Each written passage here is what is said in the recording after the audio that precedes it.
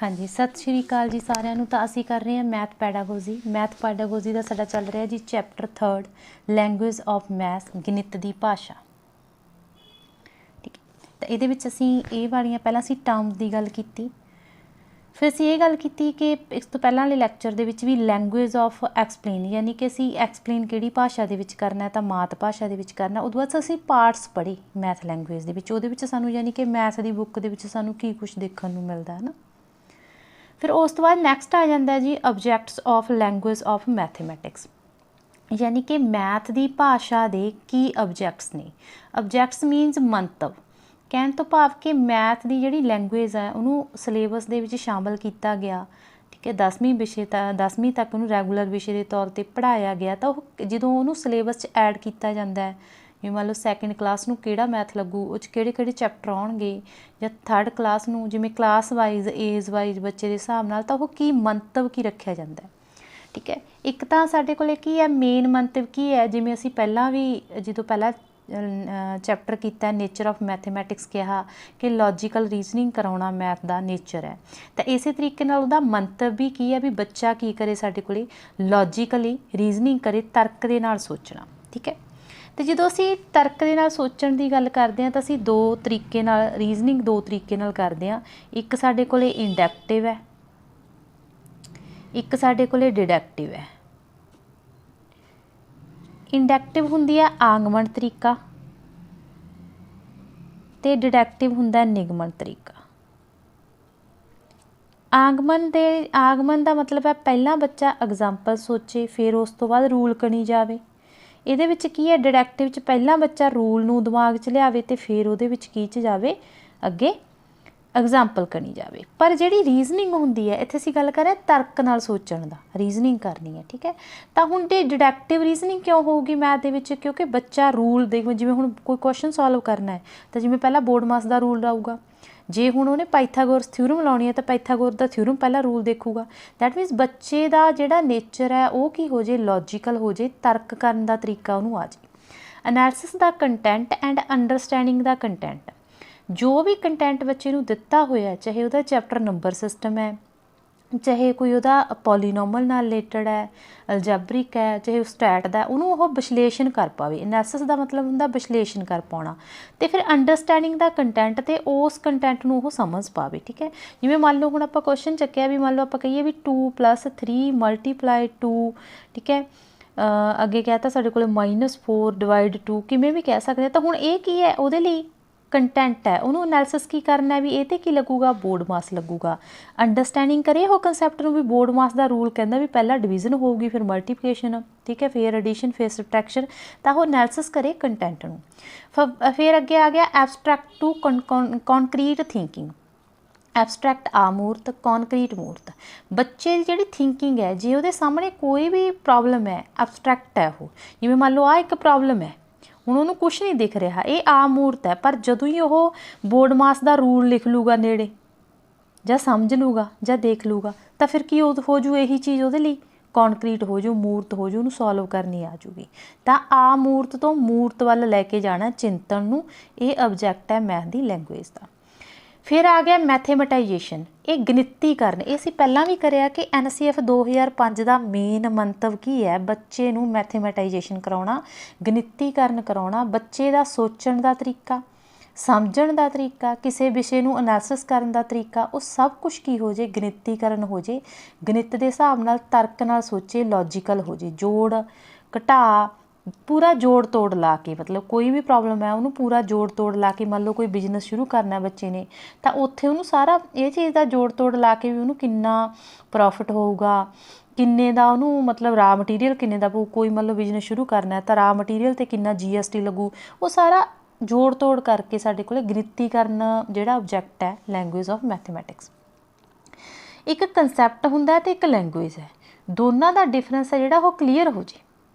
Language ਅਤੇ concept, ਹੁਣ ਜਿਵੇਂ ਇਸੇ ਕੁਐਸਚਨ ਦੀ ਗੱਲ ਕਰਦੇ, ਹੁਣ ਆਹ ਇੱਕ ਲੈਂਗੁਏਜ ਹੈ, ਇੱਕ ਕੁਐਸਚਨ ਪਤਾ, ਮੰਨ ਲਓ ਜਿਵੇਂ ਆਪਾਂ ਕਹਿੰਦੇ ਵੀ ਲੈਂਗੁਏਜ ਪਤਾ, ਕੰਸੈਪਟ ਇਹਦੇ ਪਿੱਛੇ ਕੀ ਲੱਗ ਰਿਹਾ ਬੋਰਡ ਮਾਸ ਲੱਗ ਰਿਹਾ। ਠੀਕ ਹੈ, ਮੰਨ ਲਓ ਹੁਣ ਕੋਈ ਕੁਐਸਚਨ ਪਤਾ, ਕਹਿ ਲਓ ਵੀ ਕੋਈ ਟ੍ਰਾਇੰਗਲ ਨਾਲ ਰਿਲੇਟਡ ਕੁਐਸਚਨ ਪਤਾ, ਹੁਣ ਟ੍ਰਾਇੰਗਲ ਨਾਲ ਜੇ ਮੰਨ ਲਓ ਉਹਦੀ ਕੋਈ ਭੁਜਾ ਦੇਤੀ, ठीक है। मान लो कोई किवें दी भी हो सकती है ट्रायंगल, ठीक है। तो वो कोई एक दो भुजावां दे के तीजी भुजा पुछी जा रही है, तो मान लो दो एंगलों का जोड़ देता। हुण किते ना किते कंसैप्ट कोई ना कोई कंसैप्ट तो लगूगा ट्रायंगल वाला। दैट मीन जे हुण फिर सब तो पहला एंगल का जोड़ करके देखो, एंगलों का जोड़ हुंदा 180, जिहड़ा दो एंगलों का जोड़ दिता है वो घटा के अगर तीजा एंगल साडे कोल 90 का बच रहा तो फिर साडे कोल दैट मीनस वो पाइथागोरस वाला थ्योरम लग जू। ते दैट मीनस ट्रायंगल ते कंसैप्ट किहड़ा लग जू, पाइथागोरस। कड्ढना की है उहदी एक भुजा। तो लैंगुएज का असीं की कहा सी भी भुजा पता करो, ये लैंगुएज पुछ लिया। हुण उहदे पिछले कंसैप्ट नूं क्लीयर करना, ये डिफरेंस उन्हां दे विच बच्चे दे दिमाग दे विच क्लीयर हो जे, ठीक है, भी कंसैप्ट की है तो लैंगुएज की है, ठीक है। अगे आ गई जी करैक्टरिस्टिक ऑफ मैथ लैंगुएज। हुण जिहड़े ऑबजैक्ट कह लो, मंतव कह लो, चाहे उन्होंने करैक्टरिस्टिक च भी आपां काउंट कर सकते हैं, विशेषतावां भी मैथ दी भाषा दी विशेषतावां किवें ने, है ना। जिवें किसी भाषा दी हरेक दी विशेषतावां ने। एक तो यह यूनीवर्सल है, सर्वव्यापक है, ये मतलब सब किते लगती है। ये नहीं हैगा भी असी इत्थे अपने देश दे विच कोई बुक पढ़ रहे हैं, उहदे विच मैथ की जिहड़ी टर्म है मान लो 100 लिखिया होया तो असी कोई होर बुक पढ़ रहे हैं तो उत्थे भी 100 का उही मीनिंग है, यूनीवर्सल है, सर्वव्यापक है, सारे किते लगती है। जिहड़े तरीके नाल जिहड़ा कोई तोलना है, मतलब जिहड़ी 1 किलो चीज़ है, वो 1 किलो चीज़ जिथे जिवें मन्नी जाती है। हुण मान लो सोना है, तो सोना सारे देशों के विच व्यापार चलदा, तो उहदे विच साडे कोले किलोआं दे विच किन्ना सोना आऊगा, वो सब कुछ किन्ने तोले आउणगे, वो सर्वव्यापक है, सारे किते उही है। जे किते वध कहंदे होण भी बाहरला देश कहे भी साडे किलो दे विच तां इन्ने तोले होणगे, सोडे किलो च घट तोले होणगे, तां फिर व्यापार ही नहीं हो सकदा। इसलिए ये जिहड़ी भाषा ये यूनीवर्सल है। प्रीसाइज का मतलब है सटीक है, मतलब ये जिहड़ी सानू जानकारी मिल गई वो सटीक है, पूरी सही है। असीं इहते कोई वो नहीं कर सकते भी सानू कोई इहते भेदभाव होवे भी हाँ ये सही भी है कि नहीं सही, तो ये मतलब बिल्कुल सटीक सही सिट्टा निकलूगा। जे हुण मान लो किसी असीं भार तोल रहे हैं, भार तोलण वाली मशीन ते वो ते जिन्ना भार होऊगा वो सटीक ही होऊगा, उन्ने किलो उन्ने उहदा वजन दा ही वो बंदा होऊगा, ठीक है। जे डॉक्टर उहदे भार दे हिसाब नाल कोई मैडिसन चला रहा है जां वेट लॉस करन दी मैडिसन दे रहा है, तो हुण जिहड़ा वेट उहदा आऊगा, चाहे वो घरे वाली मशीन ते जाके वेट कर ले, चाहे उत्थे कर ले, वो सटीक होऊगी, मतलब जो भी इन्फॉर्मेशन मिलूगी। फिर पावरफुल है, ये भाषा जिहड़ी हैगी इहनूं पावरफुल कहा गया। क्यों? क्योंकि यह फिक्सड है, सारे किते इक्को जी, इस करके यह पावरफुल है भाषा। क्योंकि रुपईयां नूं असीं किवें मापदे आ, डॉलरां नूं असीं किवें कन्वर्ट करदे आ, ये सारे किते फिक्स रहिंदी है चीज़, ठीक है। तो इस करके इस भाषा की यही खासियत है कि यह पावरफुल है, मतलब जिहड़ी चीज़ हरेक जगह फिक्स कर रहे उन्होंने असीं यूज़ कर सकते हैं किते भी, ठीक है।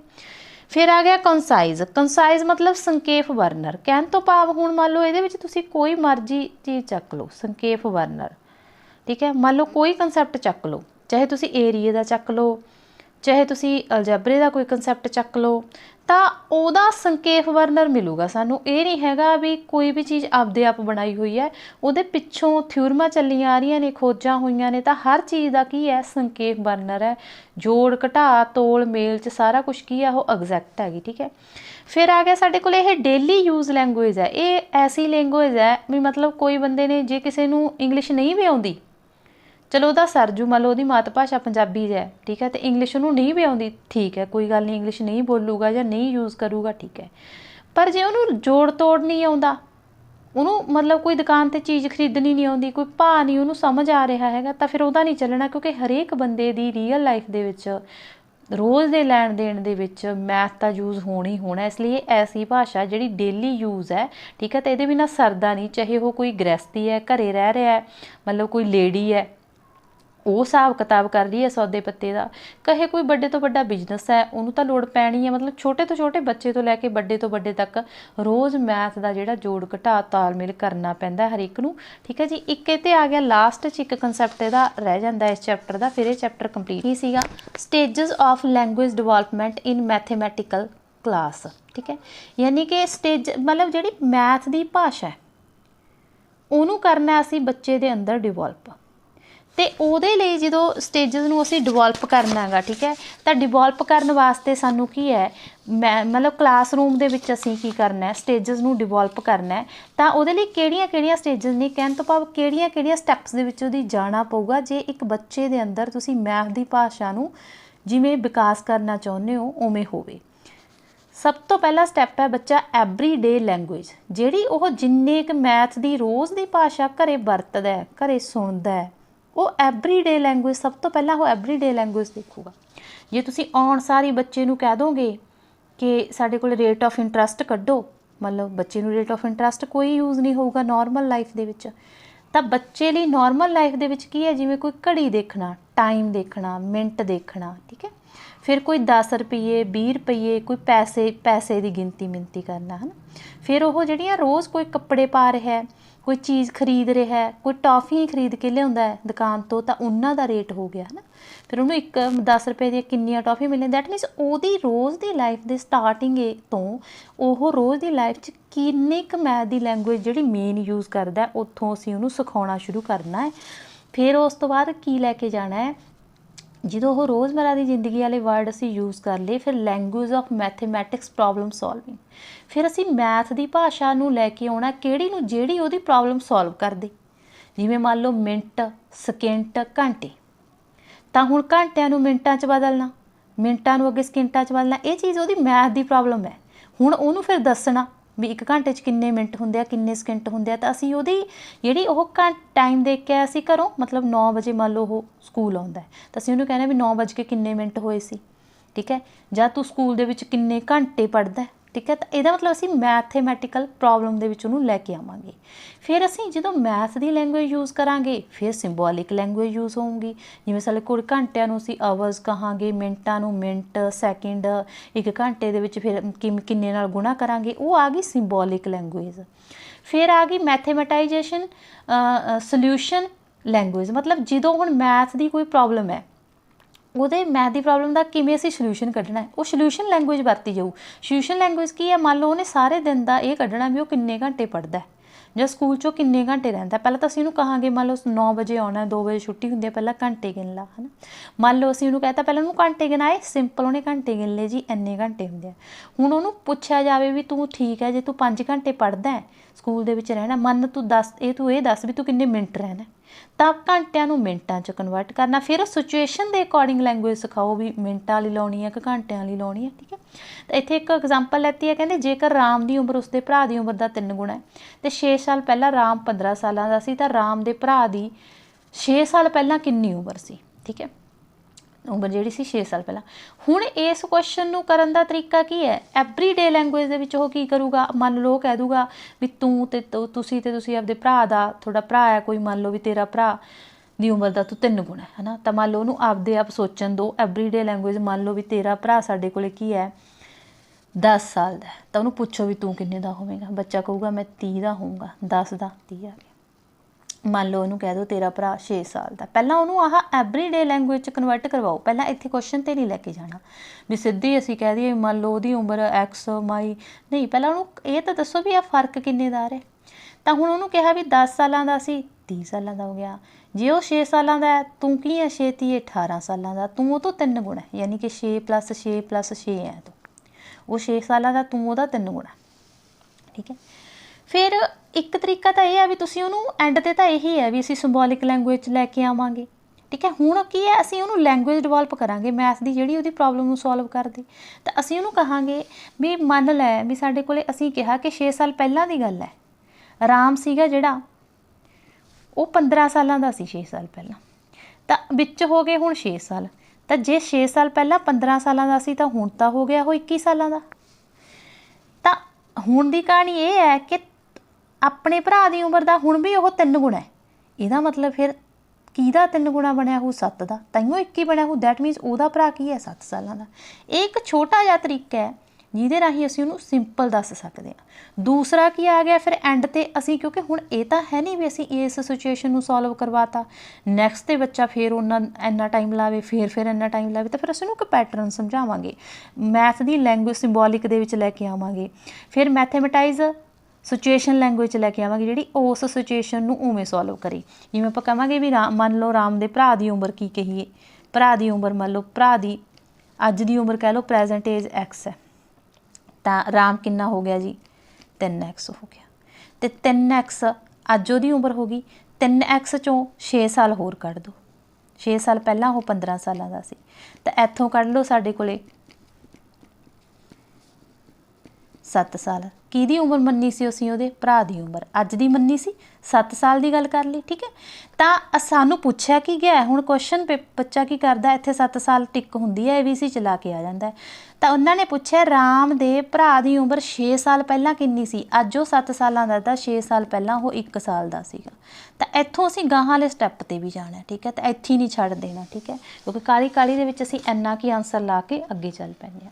ਸੋ ਇਹ ਸਾਡਾ ਜਿਹੜਾ ਚੈਪਟਰ 3rd ਹੈ ਮੈਥ ਪੈਡਾਗੋਜੀ ਦਾ, ਉਹ ਕੰਪਲੀਟ ਹੁੰਦਾ ਜੀ।